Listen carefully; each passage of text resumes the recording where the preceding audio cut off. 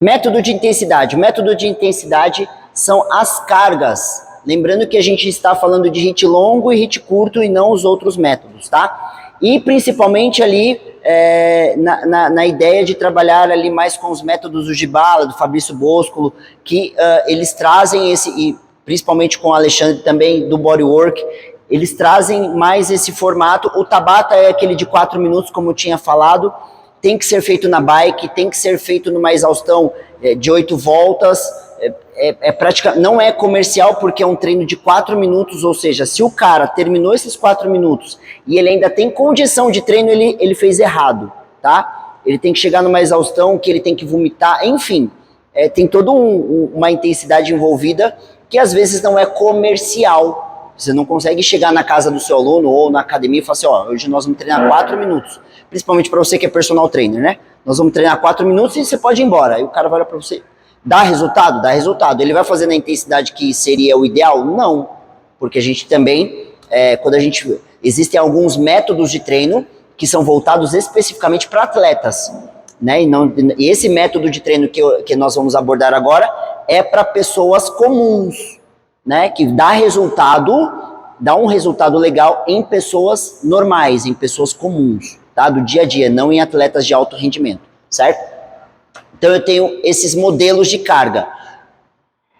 Esses números é a proporção entre descanso ou o exercício e o descanso, certo? Então eu tenho proporção 1 para 1. Vamos dar o exemplo de tempo de exercício. 1 para 1 quer dizer o quê? O tempo de exercício é igual ao tempo de descanso. Método 2 para 1, carga 2 para 1. O tempo de exercício é o dobro do tempo de descanso. Método 1 para 2, o tempo de exercício é menor ou metade do tempo de descanso. Então vamos colocar aqui os exemplos básicos. 30 por 30, ou seja, 30 segundos de exercício por 30 segundos de descanso. 1 por 30, 1 minuto de exercício, 30 segundos de descanso. Ou 30 segundos de exercício, 1 minuto de descanso. Posso colocar outros números? Óbvio, posso colocar aqui 2 por 2, dependendo do tamanho do HIIT que você vai utilizar. 1 para 1, 45 por 15, enfim. Eu preciso só entender a proporção e lembrar que o tempo total do treino precisa também ser uma variável que eu preciso prestar atenção. Qual é o tempo total do meu treino? 12 minutos? 10 minutos?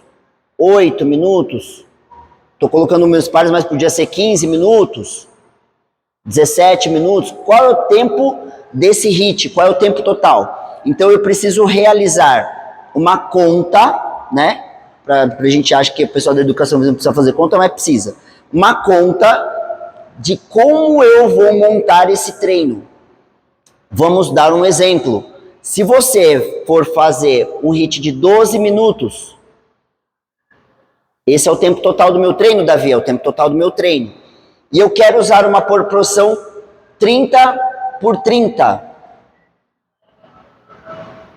Então a minha proporção é 30 por 30. Isso aqui gera 1 minuto. Quantas voltas eu tenho que ter para gerar 12 voltas?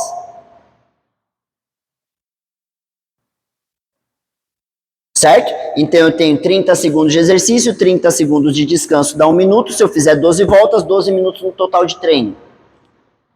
Se eu quiser mudar essa proporção,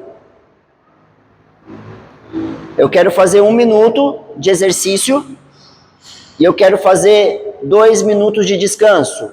Isso aqui dá 3 minutos. Então eu posso só fazer 4 voltas. 3 vezes 4, 12 minutos no total. Entendeu? Então a proporção, ou vice-versa, eu quero fazer 2 para 1. Então a proporção do meu tempo de intervalo descanso, de exercício e descanso, depende de quanto vai durar o meu HIIT no final das contas. Então primeiro eu preciso falar para o meu aluno, falar assim, olha, hoje nós vamos treinar 20 minutos. Ah, nós vamos treinar 20 minutos. Isso. Eu quero um exercício que você consiga fazer na máxima exaustão em 30 segundos. Certo? E nós vamos descansar 15, certo? 20 minutos, quantas voltas eu preciso ter para gerar esse 20 minutos? Aí a gente vai lá na calculadora, enfim, tô dando um exemplo aqui para você, tá? Então você quer fazer um HIIT 30 por 15, mas você quer que ele dure 20 minutos. Então é só você pegar esses 45 segundos e fazer com que eles virem 20 minutos no total. Captou? Então, esse método de intensidade é o que vai determinar a qualidade do seu treino. E lembrando que quanto mais longo ou quanto maior é o tempo do exercício, principalmente, mais cuidado eu tenho que ter na escolha do exercício. Então, por exemplo, exercícios, lembra, de característica cíclica, mas exercícios que eu tenha que suportar para fazê-los durante 1 minuto. Eu preciso entender que esses exercícios eles têm que ser muito fáceis de se executar, porque 1 minuto dentro do HIIT é um tempo absurdamente grande. Então não adianta eu querer colocar um exercício em que ele não consiga fazer nem 15, nem 20 segundos desse exercício. É melhor eu mudar o tempo ou eu mudo o exercício. Entende? Então, quanto menor o tempo, mais complexo eu posso deixar o treino. Quanto maior o tempo, eu tenho que raciocinar em qual exercício eu vou colocar para o meu aluno, lembrando que é ele quem determina o exercício, não você. O exercício, a capacidade de executar aquele exercício. Então, exercícios com um treino de HIIT com um exercício maior, ele precisa ser muito bem elaborado na escolha do exercício que você vai utilizar. Porque dependendo do exercício que você vai utilizar, ele não consegue chegar naquela intensidade que a gente viu na outra aula e também vai falhar antes, não vai conseguir concluir o treino que você queria que ele concluísse. Então, isso é muito importante, professor, para você entender o sucesso do seu treinamento, o sucesso do seu HIIT, depende de todas essas variáveis. Quanto tempo eu vou fazer, qual carga eu vou utilizar e qual exercício eu vou utilizar, para que ele possa ser bem sucedido. Um HIIT bem sucedido é aquele em que ele consegue fazer mais de 50% do treinamento, alcançando sempre uma exaustão máxima, mas que ele consiga chegar ali nos 70%, 80% já arrastado. Ele não precisa concluir o 100%, ele não precisa concluir o 100% daquele tempo. Mas, cara, até os 50%, ele tem que estar ok. Dos 50% em diante, até os 70%, 80%, ele tem que estar morto. Aí sim, agora não adianta nada eu querer criar um HIIT, cara, não deu nem 50%, o cara já não aguenta mais. Ou chegou nos 70%, 80%, o cara ainda aguenta fazer muita coisa. Entendeu? Para isso eu preciso entender sobre avaliação de intensidade. Eu preciso avaliar a intensidade desse HIIT com escala de percepção de esforço, frequência cardíaca média. Eu preciso ensinar o meu aluno a ter essa percepção dessa escala, do esforço dele. Eu preciso entender que a frequência cardíaca máxima é uma variável instável, ou seja, se o aluno, às vezes ele está com algum problema de falta de ar, mexe na frequência cardíaca, se ele não comeu direito, mexe na frequência cardíaca, se ele está hipertenso, mexe na frequência cardíaca, se ele está estressado, mexe, é uma variável, ok, vamos utilizar, mas é uma variável instável, certo? A escala de percepção de esforço, eu posso usar a escala de Borg, de 1 a 10, de 0 a 5, não sei, mas ele precisa entender como é o esforço dele, às vezes ele não entende o esforço, né?